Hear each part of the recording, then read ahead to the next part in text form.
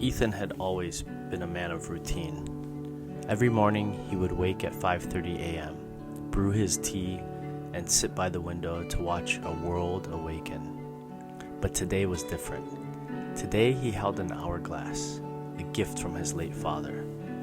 The sand trickled steadily, a silent reminder of time's relentless march. Memento Mori, his father would often say. Remember that you will die. It wasn't morbid, it was liberating. The awareness that life was finite had shaped his father into a man who cherished every moment, who made decisions with clarity and purpose. Ethan had always admired that, but only now, at 45, did he truly understand. As he watched the sand fall, Ethan thought about his own life. How often had he postponed joy for the sake of productivity? How many moments had he missed with his family, thinking there would always be more time? The hourglass was a mirror, reflecting not only the passage of time, but the weight of his choices.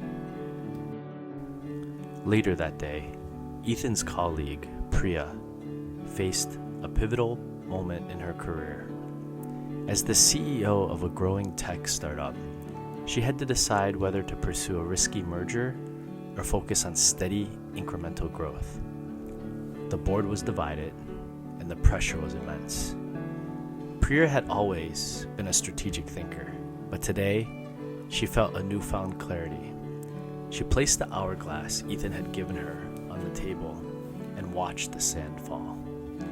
"We do not have infinite time," she said to her team. But that's not a limitation, it's a gift. It forces us to prioritize what truly matters. She chose the steady path, not out of fear, but out of respect for the finite nature of their resources and time. The decision was met with mixed reactions, but Priya knew it was the right one. She had weighed the risks, considered the long-term impact, and acted with intention. The hourglass had reminded her that even in business, Momento Mori could be a guiding principle. That evening, Ethan's son Liam found himself in a different kind of battle.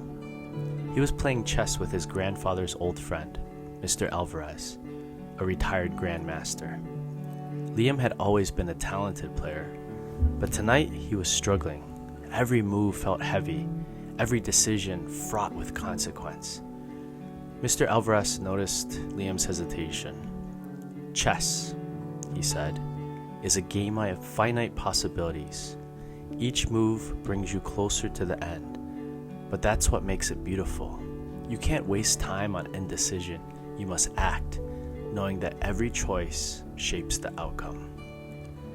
Liam glanced at the hourglass his father had given him earlier that day.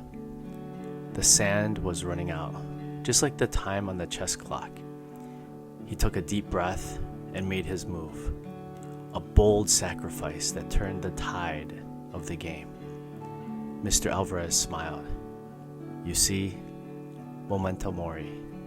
Remember the end, and you'll play with purpose." The days turned into weeks, and the hourglass became a symbol of transformation for Ethan, Priya, and Liam. Ethan started leaving work earlier to spend time with his family, savoring the small moments he had once taken for granted. Priya's decision to focus on sustainable growth paid off, and her company thrived.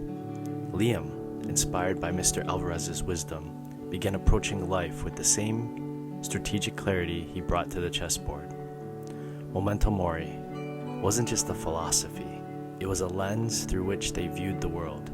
It reminded them to live intentionally, to make decisions with purpose, and to cherish the fleeting beauty of existence.